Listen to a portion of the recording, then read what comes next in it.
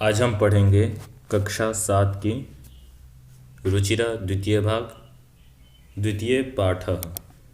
पाठ का नाम है दुर्बुद्धि विनश्यति। दुर्बुद्धि किसको बोलते हैं? जिसके पास बुद्धि कम हो, बुरा बुद्धि हो जिसको बोलते हैं हम। तो जिनके पास बुद्धि कम है, इस प्रकार के जो लोग हैं उनका क्या होता है? विनश्यति, वो विनाश को प्राप्त होते हैं। तो इस कहानी के माध्यम से बताया गया है कि दुर्बुद्धि कौन है। चलिए देखते हैं। अस्ति मगध देशे फुल्लोत्पल नाम सरह। क्या है? तो मगध देश, जिसको अब बिहार प्रांत भी कहते हैं, तो मगध देश में फुल्लोत्पल नाम एक क्या था? सरह, एक तालाब था, तालाब है। तत्र संकट विकटौ हंसो निवसतः। और वहाँ पर, उस तालाब पर कौन कौन रहते थे? संकट और विकट, इस दो नाम के हंस वहाँ पर निवास किया करते थे। कम्बुग्रीव नामकः तयोः मित्रम एकः कूर्म अपि तत्रैव प्रतिवसति स्म। क्या है?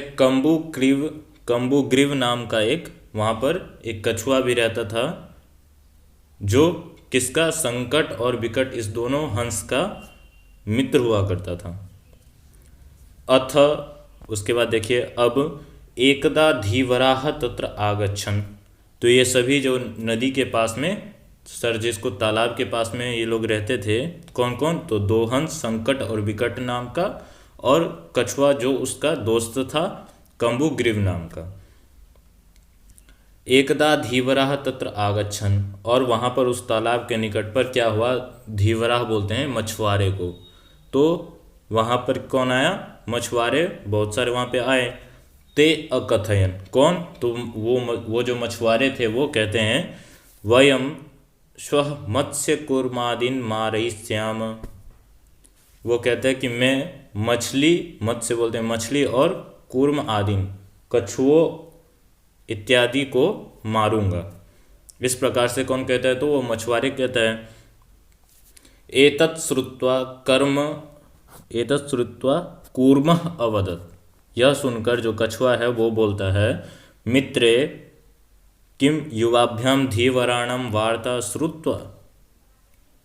वो जो कछुआ था वो हंस को कहता है, मित्र किम युवाभ्याम धीवराणाम वार्ता श्रुत्वा। क्या तुम दोनों ने वो जो धीवर, जो मछुआरे थे, उनकी बात को सुना है तुमने? अधुना किम अहम करोमि। अब मैं क्या करूं कि वो जो मछुआरे थे वो मुझे न मारे। हंसौ अवदताम। संकट और विकट दोनों जो हंस थे वो कहते हैं, प्रातः यद उचितम तत् कर्तव्यम। अर्थात आज रहने देते हैं, आज भर तो रह लो, कल अगले जब सुबह होगा तब इस पर हम विचार करेंगे कि क्या करना चाहिए, क्या नहीं करना चाहिए। कूर्मः अवदत्। फिर कछुआ बोलता है, मैव, अर्थात माँ एव, नहीं, माँ बोलते हैं निषेध के रूप में, मना करते हैं तब उसका प्रयोग करते हैं। तो कूर्मः अवदत् बोलते हैं, नहीं, तत् यथा अहम अन्यम हृदम गच्छामि तथा कुरुतम। जैसा मैं, अहम मतलब मैं, अन्यम हृदम गच्छामि, अर्थात जैसे मैं दूसरे तालाब में चला जाऊं, इस प्रकार से मैं वैसा ही काम करूंगा जो मैं इस तालाब को छोड़कर दूसरे तालाब में चला जाऊं। फिर कहता है कि हंसो, फिर कहता है हंसो अवदताम, अर्थात दोनों हंस जो थे, संकट और विकट, जो इस कम्बुग्रीव नामक जो कछुए थे उसका जो ये मित्र था, वो कहता है, आवाम किम करवाव। अब हम दोनों क्या करें? कूर्मः अवदत्। फिर कछुआ कहता है, अहम युवाभ्याम सह आकाश मार्गेण अन्यत्र गंतुम इच्छामि। कछुआ कहता है कि मैं तुम दोनों के साथ आकाश मार्ग में, अर्थात आकाश के रास्ते से अन्यत्र, अर्थात दूसरी जगह जाना चाहता हूँ। हंसौ अवदताम। फिर संकट और विकट कहते हैं, अत्र कह उपाय, यहाँ हम क्या उपाय करें कि तुम आकाश के रास्ते से जा सको।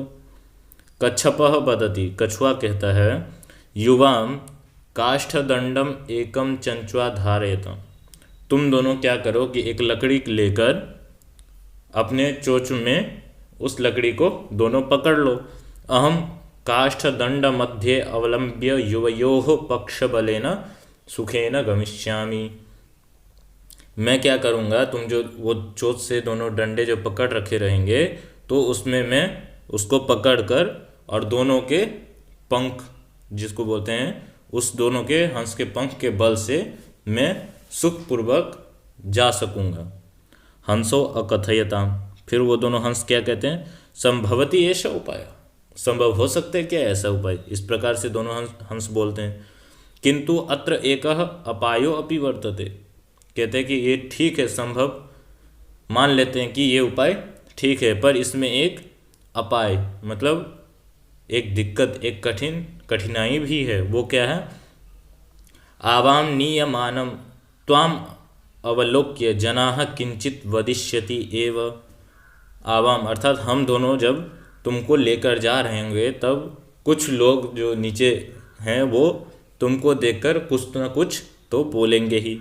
यदि त्वम उत्तरम दास्यसि तदा तव मरणम निश्चितम, अर्थात जब कछुआ को लेकर दोनों हंस ऊपर आकाश के मार्ग से जा रहे होंगे तब जो नीचे के लोग जो खड़े होंगे वो उसको देखकर कुछ न कुछ तो बोलेंगे कि ये कैसे जा रहा है, ये कैसे है, ये कैसे, तो ऐसे तो हो गई। तो इस प्रकार को सुनकर तुम, कछुआ को कह रहे कि तुम सुनकर उसको जवाब मत देना, नहीं तो तुम्हारा क्या है, तब मरणम निश्चितम, अर्थात अगर तुमने उसका जवाब दिया तो तुम्हारा मरना तो तय है, फिर तो मैं भी नहीं बचा सकता। अतः तुम अत्रैव वस, इसलिए तुम क्या करो, तुम यहीं पर रहो।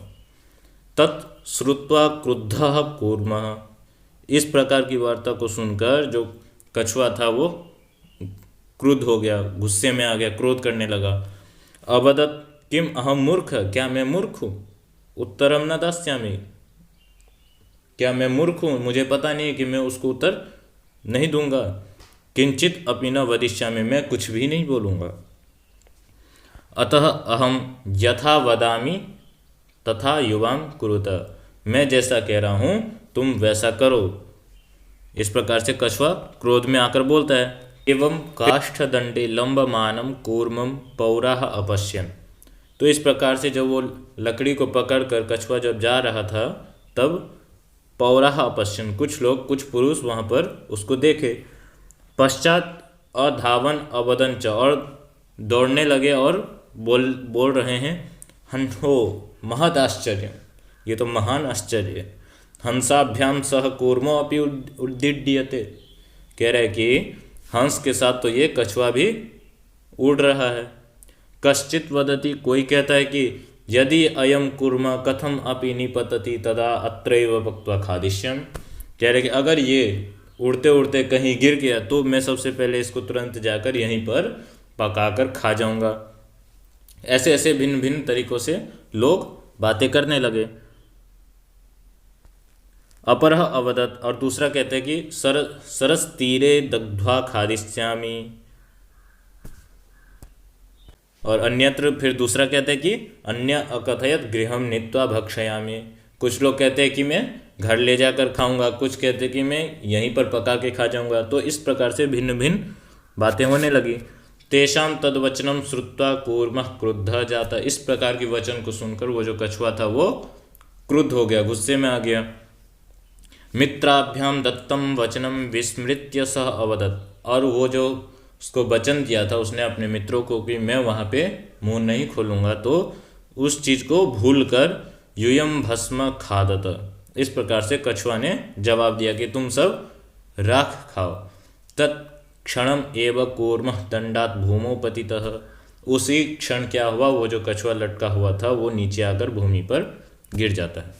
पौरे सह मारित, और जो पुरुष जो नीचे थे वो उनको मार देते हैं। अतः एव उक्तम, इस प्रकार से क्या कहा गया है, सुहृदाम हित कामानाम वाक्यम यो न अभिनंदति कूर्म इव दुर्बुद्धि काष्ठात् भ्रष्टो विनश्यति। अर्थात सुहृदाम, जो हित चाहने वाले, जो अपने हितैषी होते हैं, उनके वाक्यों को अगर हम अभिनंदन नहीं करते हैं, नहीं बात को मानते हैं, तो क्या होता है, कूर्म इव दुर्बुद्धि। और उसी प्रकार से, किस प्रकार से, जिस प्रकार से कछुआ नीचे गिरकर मर गया, उसी दुर्बुद्धि वाले की, कछुए की तरह से हम भी भ्रष्टो विनश्यति, हम भी विनाश को प्राप्त होंगे। इसका देखिए शब्दार्थ है शरः, सरः मतलब तालाब, कूर्म कच्छप। यहाँ पे कछुआ के लिए दो शब्द हैं, कूर्म भी बोल सकते हैं और कच्छप, रहता था के लिए प्रतिवसति। इस प्रकार से जितने भी शब्दार्थ दिए हुए हैं सभी को आप स्मरण कर लेंगे। थोड़ा ही है, ज़्यादा नहीं है। अब हम अगले दिन अभ्यास करेंगे इसका।